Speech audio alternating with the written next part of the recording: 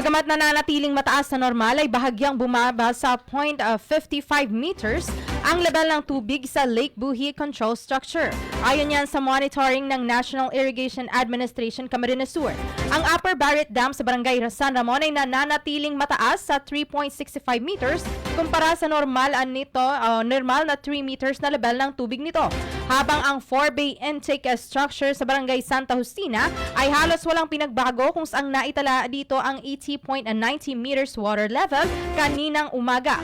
Kaugnay nito, pinapaalalahanan pa rin ang mga residente na nakatira malapit sa mga nasabing istruktura at sa baybayin ng Lake Buhi na manatiling alerto sa lahat ng oras. At agad na lumikas sakaling tumaas pang muli ang level ng tubig. Ito ay upang maiwasang maapektuhan ng posibleng pagbaha.